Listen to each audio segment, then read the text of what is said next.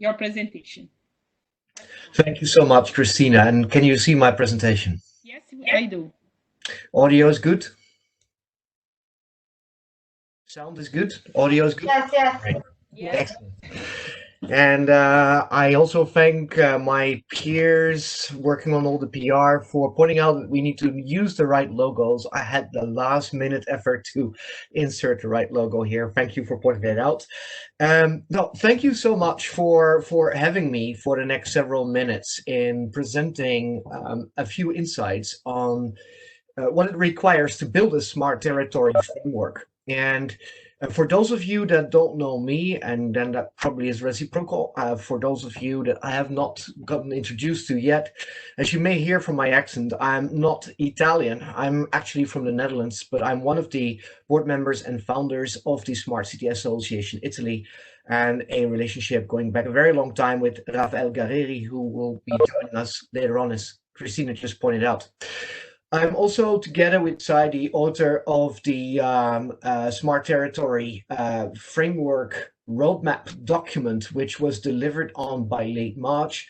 I was not in a position to present on it per that session late March, for which I apologize. And Guido was so kind to actually take the honors for that. But that document is available, and the point of this presentation is not to actually repeat all the stuff that's written in that document, but actually to, on the one hand, really start at the very beginning, smart cities, what is it that we're talking about, but take it very quickly, because there's a lot of people still debating that term and what it actually does in this space and whether we should actually be covering it as part of eSmart. And then move on very, very quickly as to what are some of the components, the design principles, the items that we should actually be focusing on as part of eSmart. And hopefully I'll be able to build a good bridge for Rafael and his presentation, which will be much more focused on data strategies and how the city of Rome has adopted those. So with that, I will just get started. Smart cities, I actually personally really dislike the term smart city. I always need to point it out with anyone that starts a debate, because it's unclear as to what smart is in some ways. And to the point raised early in the discussion today, digitalization for communities is not just for cities. If that were to be the case, we'd be creating a new digital divide. So it's pointless to do that. It's really about smart communities, but smart cities is a term that was created by marketing departments, by tech companies, and up to a point adopted by many, many, many cities around the world. And it did get a number of definitions, but there is not one definition. And I need to point it out. There's a whole lot of definitions, and it's, without going into great detail, it's actually a good point to just pause at this for a second or two and actually see the different type of definitions that are out there. If I take this particular definition, and it comes from our friends in America, what you find is that this is actually really focused about technology. Technologies that are embedded across all cities' functions, and then it generates a lot of efficiencies. I need to point out it's somewhat of an American way of defining a smart city. If you take a more European perspective as provided by Eurocities, you already see that it's much more holistic. It's about quality of life, it's about sustainability. And moving fast forward, my own city, Amsterdam, has really, really gone all the way in saying this should not be about technology. Technology is really a means, it should never be an end. And actually, very often, it's not even about digital technology at all. I take this quote from the mayor of Genoa, who once stated, smart city efforts are great, but if the best and most affordable solution that I need for my city happens to be analog, then that's fine. That can happen perfectly well.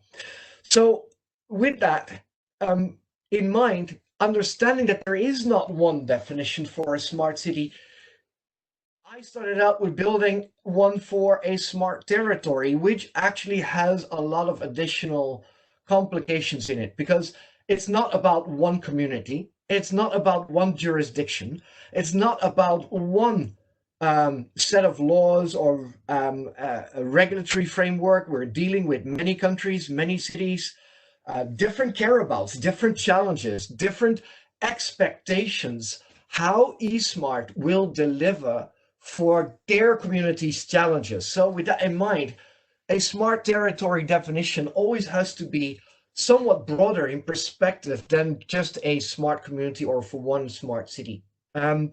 What I think is important here is that what this what the definition of a smart territory should contain is that for no matter how much there is diversity among the different communities and jurisdictions, that what we can collectively agree to is to set the terms and conditions for the territory's mobility and energy futures. That's a very important one for a smart territory definition within the context of eSmart. We may agree to very particular solutions down the road, which is great. But first of all, can we agree to a framework? Can we agree to conditions? Can we agree to methodologies? Can we agree to platforms? Can we agree to data strategies? Can we agree to rules that set the terms on proprietary products and so on, and how we want to work with those? That allows us for a common set of, again, rules and conditions that will allow for solutions and strategies that are interoperable across the Alpine region. So I think this is a very important component to any definition that applies to this particular program, the Smart Territory in place.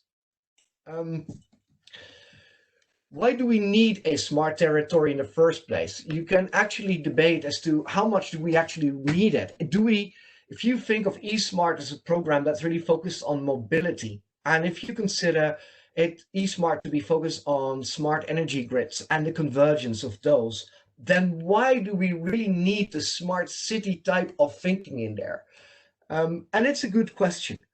First of all, there is going to be a very, very large need of driving a convergence of different vendors.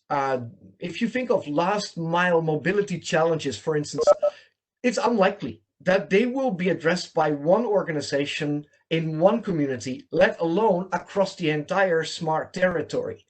What you will need is a multimodal approach with many different vendors, many different transport companies that will have an agreement as to how they will share data. They will need a data platform. If you do not have that, you do not have the engine for eSmart, if you will. So there is this digital interface that is going to be crucial. The same applies no less to smart energy grids. If you think of smart energy grids and how they get applied to smart mobility, this relies already, but it will rely a lot more in the future on smart payment systems, things-to-things transactions, and digital security systems. These are components that you need to have in place. And what is important about this is that this all sounds very expensive and it all sounds very, very, very fancy.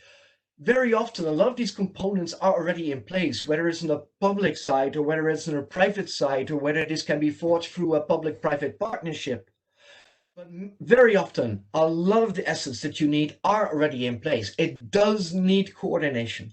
It does need a shared understanding as to what it takes to have these platforms in place.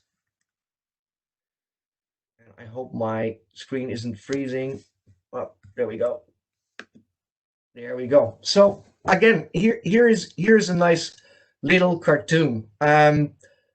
We can come up with really, really great last mile freight solutions with great electric vehicles running that. But at the moment you need to connect different vendors coming together, you need to have that unified interoperable interface, as already just pointed out. You also need to make sure that you're able to work very different systems in your approach, different information systems, different types of data coming together, which needs to be normalized. If you think of smart energy grids, what we really need to do is to stop thinking in silos, and we need to stop thinking in single point solutions. a little bit to the picture on the left here. If you think of smart energy grids, it's about solar roofs on different buildings. It's about other renewable energy sources coming together, about smart meterings, all of these different compliances, all these different machinery, all these different applications, they need to come together in one way or the other. In a way, it's a system of systems. So on this point, it's whereas analog can typically work for you, you do need to have a digital perspective on this too, and you need to insert intelligence across all of these components in order to be effective. The same goes for smart mobility. There's a lot of smart mobility things we can do without being overly digital, don't get me wrong. But if we don't want to create yesterday's innovation, and if we want to be, if we are, as a group of stakeholders, if we want to believe that what eSmart produces is sufficiently future-proof, you also, on the mobility side, need to prepare for a system of systems where different data, different solutions come together in order to make that happen. So there's a number of things that a smart territory is not, with all the things that I said. It certainly never will be a one-size-fits-all end state, full of fancy digital solutions projected on a community top-down. And I know that from some of the early smart city proposals coming out of the early 2000s, some of the big tech companies coming up with these big PowerPoints, to us, that has been the idea, that impression was raised. But this is not what it should be, and certainly this is not what it should be for us. It's definitely also not a science fiction project requiring massive investments. It should also certainly not be, or not necessarily be, a tech-centric affair, which is just about technology. It's really about design, about coming together, about rules and conditions that will create the best way forward. So with that, better articulated than I just stated it. It is a series of design considerations and a converging of assets, of which many tend to already be present. I need to highlight it again. This is not necessarily always something that requires money. Applied in such a way that it generates a desired innovative impact of relevance to the present and future of the community. But it's also a framework of approaches, policies, partnerships, and platforms. When we think of a smart territory or a smart region, it's important to point out that we're not the first one to do this, that there are actually others that we can learn from. Smart Stavanger is one. We have got Greater Copenhagen that's actually doing a lot. These are some of the examples that I happen to be aware of, and there's countless of others. Here's another from Flanders in Belgium, and what they did is bring together 13 municipalities across the Flanders region, quite simply because each of those municipalities did not have the know-how or resources to actually go at this alone, and they needed the collaboration, which did not mean that 13 municipalities were all going to run the exact same thing or procure the same solutions, but they did arrive at a shared framework, resulting in reference architectures, a book, if you will, of curated interoperable solutions. So, as an example, as a region, they agreed that they wanted to have a particular type of smart parking solution, but that also meant that they wanted to find out which smart parking vendor would actually be compliant with their needs in terms of interoperability, in terms of the particular KPIs. And so what they did is list the vendors that were, let's say, in line with the conditions set by the region. They agreed to have an open data platform and shared living lab. So you see, many of the components, what eSmart is doing and is aiming to do, were already being done also here in Belgium. So that's a very good thing. But you can also see where they stopped short of defining what must be procured or what must be built right down to the last letter, but it did set the framework for what needed to be done in order to be effective. What I already introduced as part of the paper that I helped produce for eSmart around the smart territory roadmap and framework. I introduced this particular set of 20 building blocks. I articulated, in essence, this particular framework before as part of a book that I wrote, but I amended it to smart territory thinking. And I don't have the time to go in each and every of these building blocks. So rest assured, I'm not going to do that. But there are a number of things that I wanted to point out. First of all, in order to be effective with a smart community strategy of whatever kind, whether it's for a city or a territory or a province, or in fact, an entire nation, you need to be comprehensive. There's a lot of boxes to be checked. And these 20 building blocks talks to those, to that comprehensiveness, to the attempt of being complete. The joke I always make is this, even if you do all of this, is there's no guarantee of being successful. If you want to cook a great risotto, then you first of all need to get all the right ingredients on the kitchen table. Having all the right ingredients on the table does not guarantee you a great risotto. In fact, there's hundreds of ways of destroying that risotto with the perfect ingredients. But this is the start. These are the 20 ingredients that you at least need. And that's another important point. It does not, again, and I need to stress this again, it does not start out with technology. It does start out with a number of foundational concerns over leadership. Getting this right requires a right type of leadership. If you innovate, it can blow up in your face, and leadership needs to be ready for that. They need to invest in something that may or may not work. What I also find very important for any smart community initiative is that there are elected, or perhaps non-elected, but at least sponsoring leaders, people that sponsor the project, that say, I stand behind this, I support this all the way. And I don't know, and it's actually a discussion that I want to have with you, and perhaps with Guido. Perhaps you and I should get started on this. But can we identify some relevant names that can help sponsor the program, not just for the duration of eSmart itself, but also for the continuation and scaling of some of the innovations that eSmart is producing. So leadership is a very important one. Another one in this foundational set is governance. Governance is so very important because just look at all the pictures I just shared. Think of the cartoons, all the components that are happening in there. This is never about one city department or one municipal department.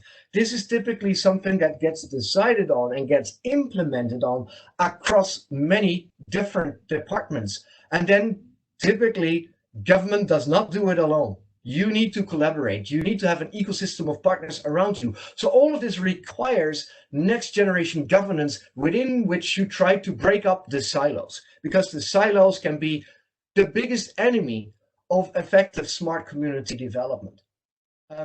So these are some of the components here on the foundational side. I will pick up on some of the technology components straight after this particular slide. There are many others. There are organizational components. What are your delivery models? What type of ecosystems are you working in?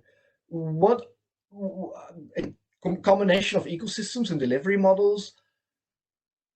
What works best when you try to deliver on something? In some cases, also as part of eSmart down the road, especially if we start to scale solutions, do we need a full public-private partnership to deliver on some of this? When is it best for a municipality to do pre-commercial procurement in order to be able to play around with a new solution and see how open it is and how this works in your community within the confines and rules set by eSmart, for instance? So there are many, many questions on this organizational level, but also on the value side, this fourth quarter in this particular slide, there's a lot of things to be had. On the skills side, how prepared do you come? When it comes to data, integrity of data, how data can get hacked, how particular solutions get hacked, do you, within your organization that is responsible, are you convinced that you have the right skills to actually look at all of that and assess it? Some cases you may, in some cases you may not.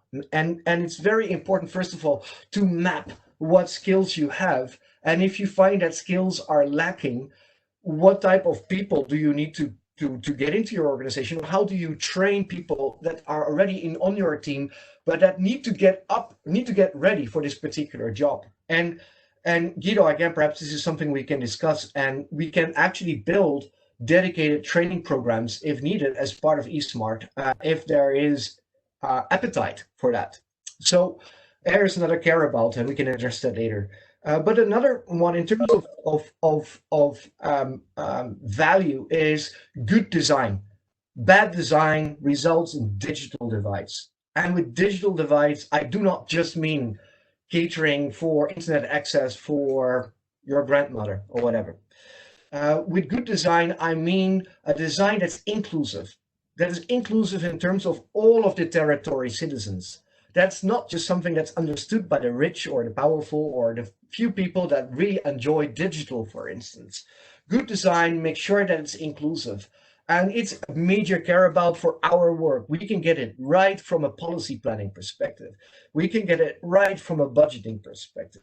We can get it right from the collaboration across all of the eSmart countries and communities perspective, and still get it wrong because we got the wrong design and we were not able to be fully inclusive in terms of interfaces, in terms of communications, bringing in citizens, getting their opinion in terms of what we do.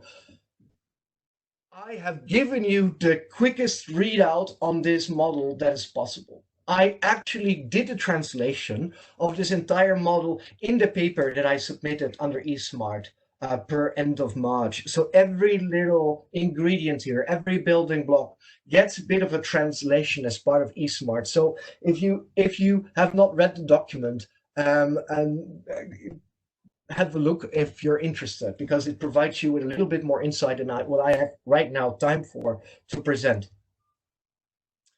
I did promise to focus a little bit on technology, not so much because I want to talk about technology, but because it provides me with the best illustrations as to why we need somewhat of a cross-vertical holistic approach when it comes to mobility and energy, and why many of the design principles that apply to smart communities and smart cities are therefore so relevant to eSmart. If you think of access technologies, most of our communities have much of it. We have fiber, we have fixed connectivity, we have Wi-Fi, we have obviously 4G, we will soon have 5G, and then there are many, many other wireless technology for very different types of use cases. What is important is, how do we apply the right technology that's often already in our backyard? How do we apply the right access technology for the right use case? I always use the example, if you have a sensor that for some reason is dug deep into the ground, then 4G will not make connection with that. It's not the right technology. But a very cheap, long range, low power energy like narrowband IoT or LoRa, and I will not confuse you with any further names if this is not your cup of tea, but very cheap wireless technologies, they actually do that job. So depending on your use case, you will need a different wireless technology. But you do need to consider that. You do need to see these technologies come together in order to make sure that you get the best connectivity for the right use case. Again, if you just think of that little cartoon with all of the mobility, and there's one here right underneath, I can share this. If you think of this cartoon here, and you think of all of these different components that at one point could get, and at one point will get connected, what is the best access technology in order to talk to all of these different devices? Again, and this is probably the third point I say it, if not more, perhaps the fourth or fifth time, not necessarily does this require procurement. It requires a rethink in terms of what you already have, and perhaps there is a little bit extra that is required in order to be truly smart and future ready.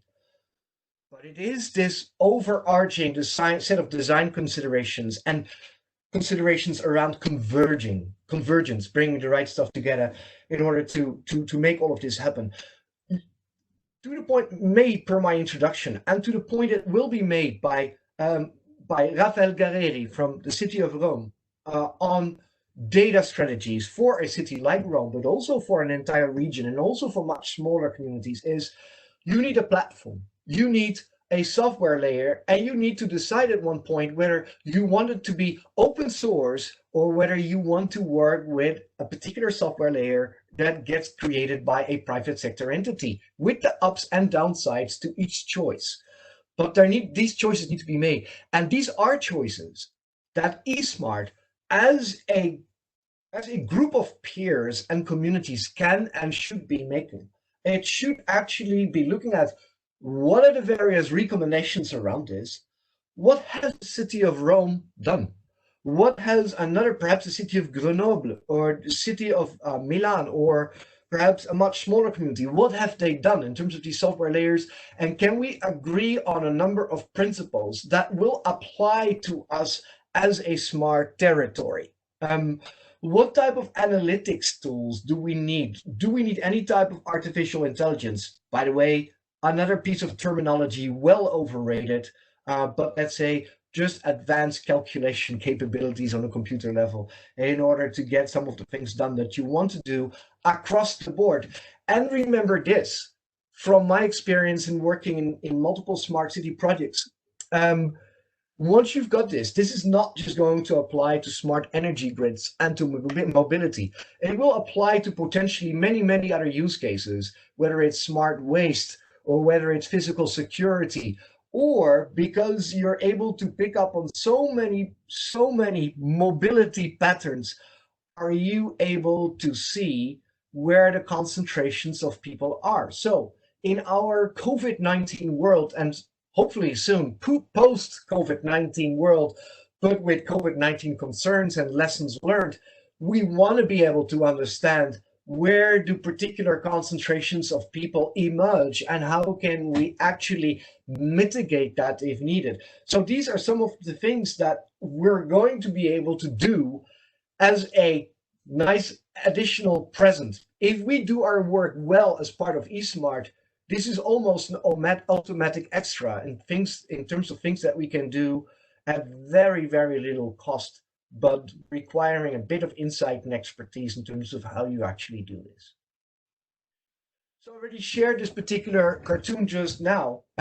One additional component, and I just want to touch on this complexity, where technology is not just about access, digital access, but about doing the right solutions and doing the right pieces of the architecture at the right place.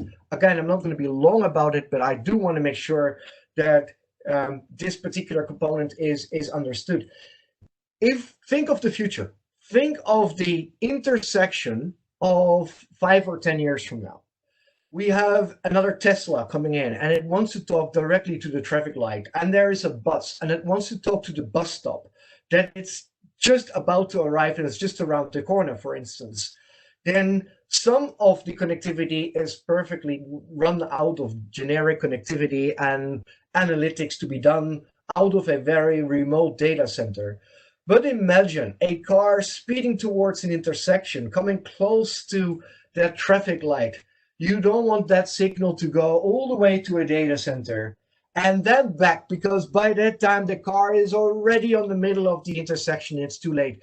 So with that particular example in mind, what is needed is to build intelligence in a network hyper locally, right there where it's happening at a street cabinet level. Now, not every community may be ready for this, but this is definitely something that the city of Barcelona has done, and this is why I'm sharing this particular slide. They have created edge and fog computing capability. That means, intelligence at the edge of the network, hyper-local, like this example on the intersection. So this is where they actually built this across the city. This is not necessarily a very expensive thing to do, but they did this to be future ready in order to make sure that they could deal with the various mobility strategies that the city might want to embrace down the road. Let me move on beyond infrastructure and beyond intelligence in the network, because as I already pointed out, data strategies is probably going to be one of the most important things to have for eSmart to drive its long-term success. There are many components that we're going to need when it comes to data. Data is, again, one of those words that you can talk about for a very long time because there are many different types of data. But from a governmental perspective, there are various sources of data and various ways of data getting applied that you need to be mindful of. There is open data, data that's out there provided by government, sometimes also by private sector, and it can be used. It can drive innovation, and it's something that can typically be accessed also as part of eSmart because much of the data that we need can be publicly and openly available. And then that's a great thing. Most of the time, I have seen in working with municipalities that much of the data that's required for a smart mobility solution, for instance, already happens to sit within the municipality. Perhaps 80% of what you may need is already there. And so it really makes sense to have a good look at what is the data that you already have within your organization that we're going to need within an eSmart perspective at one point. Obviously, there is going to be external data with the forever major concern being out there that not every private sector entity is going to be willing to share their data because it carries value, they want to monetize it, and what have you not. But there is a lot of external data that is available and that can be used in order to optimize the solution that you have in mind. And then whether it's owned by private or public entities doesn't matter. There's a lot of data these days coming from Internet of Things devices, sensors, optical sensors, and what have you not. So all of these things come together, and typically you need to drive a convergence in order to have an effective data strategy. Now, to the point I already made, what is really important is that there is a lot of data that you already have that is probably going to be the most relevant data that you need. Probably, again, you already sit on 80% of the data that you already need, which is a great thing to think of.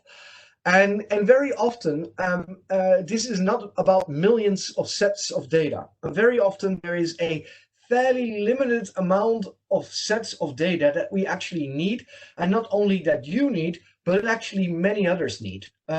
When I think of smart cities, I've often found that there is this limited set amount of data around climate, around safety, around lighting, mobility, health and hygiene that gets reused for a different purpose. And that isn't just happening. That's not just true for governmental organizations, but it also happens to be true for private sector entities. So it's very important to be focused.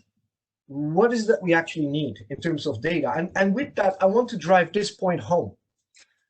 There is a certain degree of madness out there in the smart city space with trying to drive as many open data initiatives as is possible. And to the right side of this particular slide, you can see me talking to this particular point.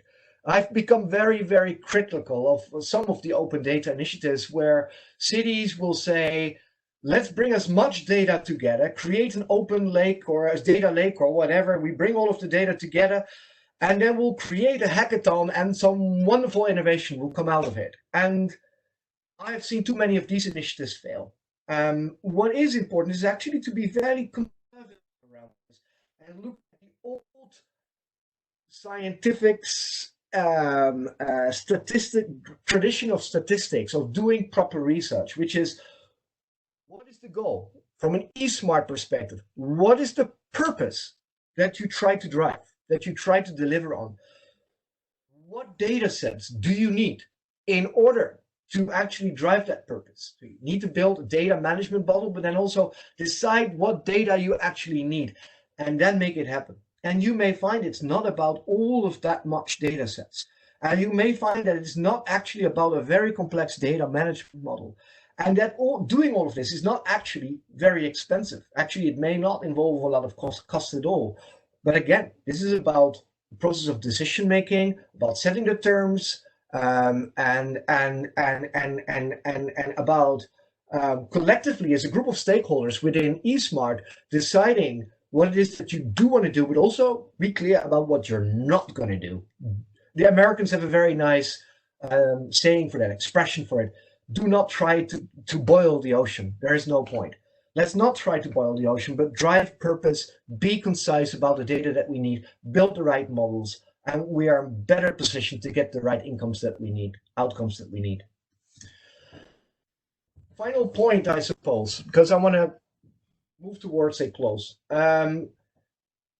Procurement is another way where there is always the tight balance between what you do on a single stakeholder or a single municipality level and what you do holistically. And this is one of the major complexities for any smart region, and therefore also our smart territory, right? But there are models, there are people that have done this. And in fact, we have one expert with two cases, but he's going to talk about one, which is Rafael Guerreri. Before he went to Rome, he was the chief technology officer to the province of Brescia. And he set this smart procurement strategy up where there was the big picture, the major goals that wanted to be achieved, but every municipality was free to decide for themselves what they wanted to procure out of within that particular strategy. And if they decided to not do something today, they would still be free to re-engage later on and then still procure later on. But this was a very smart way of actually saying, we actually go further than just setting the terms. We are actually going to procure as a region, but we still leave the freedom intact for each and every individual municipality to make their own decisions. I personally like this example. I didn't just put it up forward because Rafael is going to speak today, but because it's actually within Europe, it's a very good example, and it's something that Rafael deserves a lot of credit for. I'm very happy and proud to have been given the time to present as part of our eSmart program, and this is one of the contributions of the Smart City Association Italy. We have contributed so far through the Smart Territory framework paper, and again, this is available. It's uploaded. You can read it. But obviously, we want to be able to contribute in the next stages and phases of eSmart. One of the things that we can happily do is help organize a series of webinars on smart territory related topics that talk to mobility and talk to smart grids, but are particularly, which do take the overarching smart territory perspective. Get experts in those webinars from which we can learn. So it's one thing that we can contribute to. Obviously, we want to help with the build out of the smart territory toolbox. And obviously, we also want to be a loyal and functional partner in the smart monitoring work. And with that, I pass the floor back to you, Christina.